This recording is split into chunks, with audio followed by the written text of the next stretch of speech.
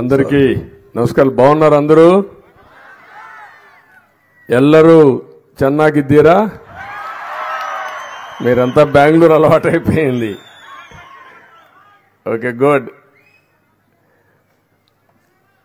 అందరికీ మరొక్కసారి నమస్కారాలు. ఒక జవాబుదారీ పరిపాలన ఇవ్వాలని రాష్ట్రంలో ఎన్డీఏ పరిపాలన, కేంద్రంలో కూడా ఎన్డీఏ పరిపాలన ఉంది. ఇక్కడ చూస్తే ధర్మవరం నుంచి మిత్రుడు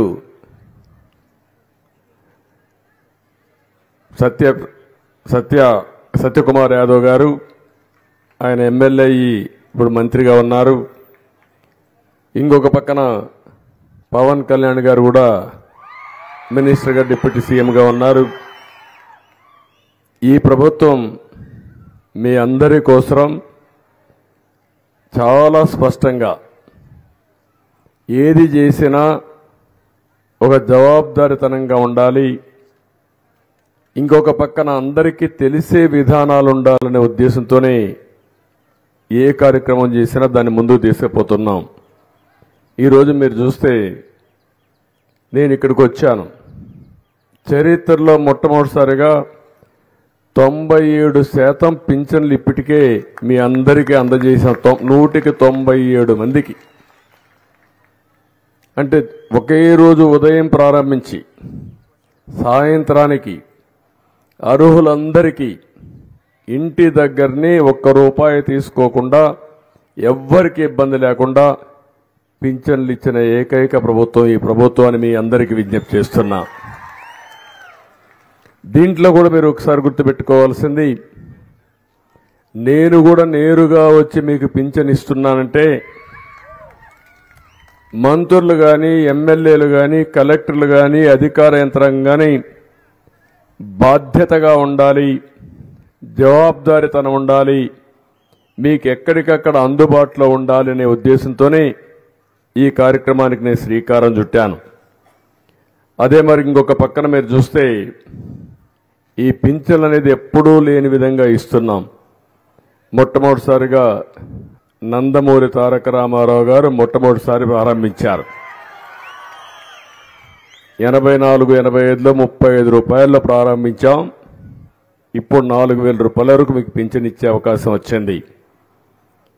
ఆ తర్వాత నేను 35 నుంచి ₹70 చేశాను. మళ్ళీ 2014 నేను ముఖ్యమంత్రి అవుతానే 200 నుంచి ₹1,000 చేసి, 1000 నుంచి ₹2,000 చేసి, ఇప్పుడు ₹3,000 నుంచి ₹4,000 చేసిన ఏకైక ప్రభుత్వం ఈ ప్రభుత్వం మీ అందరికీ. మొన్న నెలలో మీరు చూశారు, మీ అందరి కోసం ₹7,000 ఇచ్చాం. నేను ఒక మాట చెప్పాను, ఏప్రిల్ నుంచే మీకు పింఛన్లు ఇస్తామని చెప్పి ₹7,000 ఒక నెలలో పింఛన్ ఇచ్చిన పార్టీ ఈ ఎన్డీఏ పార్టీ. ఇంకొక పక్క అందరికీ పెంచాం, ఒకరిద్దరికి కాదు. సమాజంలో మీరు చూస్తే వృద్ధులున్నారు, వితంతువులు ఉన్నారు, ఇలాంటి వాళ్ళందరికీ ₹4,000 ఇస్తున్నాం. వికలాంగులు ఉన్నారు, వాళ్లకు 3,000 ఉంటే ఒకేసారి 6,000 చేసింది ఈ ప్రభుత్వం. ఆ విషయం కూడా మీరు గుర్తుపెట్టుకోవాలి, ₹6,000 చేశాం.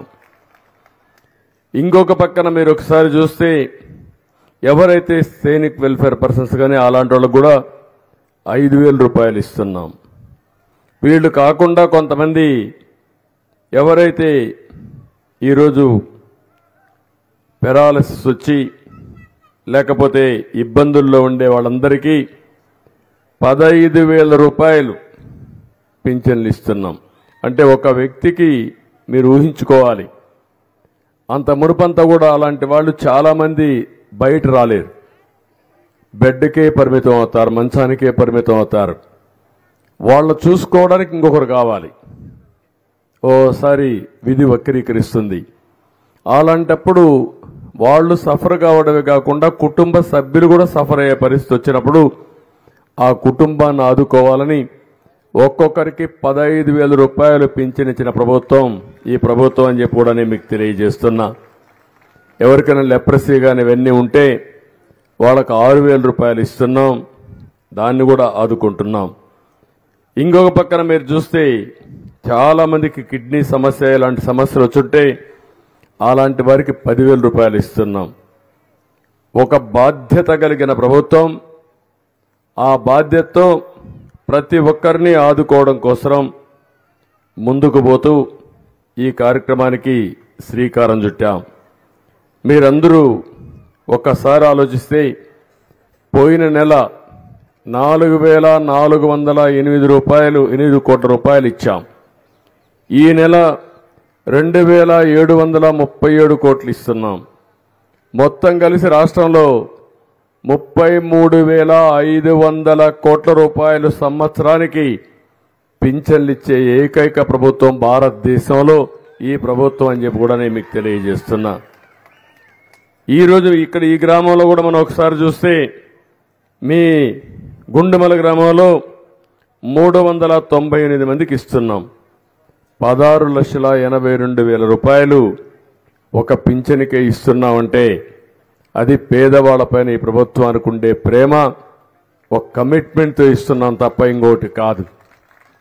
మీరు ఒక విషయం మనం గుర్తుపెట్టుకోవాల్సింది, ఈ ప్రభుత్వం పేదల ప్రభుత్వం. మీకు అండగా ఉంటాం. మొన్న ఎలక్షన్లో నేను చూశాను, ఎప్పుడూ చరిత్రలో రానంత గెలుపు గెలిపించిన ఘనత మీకే దక్కింది. ఉమ్మడి అనంతపూర్ జిల్లాలో 14 సీట్లుంటే 14 గెలిపించారు. 2 పార్లమెంట్లుండే 2 పార్లమెంట్లు గెలిపించారు. 8 ఉమ్మడి జిల్లాలో 100% సీట్లు గెలిపించారు. రాష్ట్రంలో ఎన్ని సీట్లు నిలబడితే 93% కూటమిని గెలిపించారు. అంటే 93% గెలిపించారు. కడాన ప్రతిపక్షంలో ఉండే వైఎస్ఆర్ కాంగ్రెస్ పార్టీకి 11 సీట్లే వచ్చాయి. ఆ 11 సీట్లలో కూడా 7 సీట్లు మన రాయలసీమ నుంచే వచ్చాయి. ఎందుకంటున్నానంటే ఈ మాట, రాయలసీమకు ద్రోహం చేసిన వ్యక్తులకు మీరు ఓట్లేసి గెలిపించారు, కొన్నన్నా గెలిపించారు. మీరు ఒక విషయం గుర్తుపెట్టుకోవాలి, పాలన ఎలా ఉండకూడదో 5 ఏళ్లు పాలన మీరు చూశారో అలాంటి వ్యక్తులు వాళ్ళు. ఈరోజు పాలన ఏ విధంగా ఉండాలనో చేసి చూపించే కూటమి ఈరోజు మేమని చెప్పి నేను మీకు తెలియజేస్తున్నా. అందుకే ఏ పని చేసినా జవాబుదారీగా తనంగా చేస్తాం.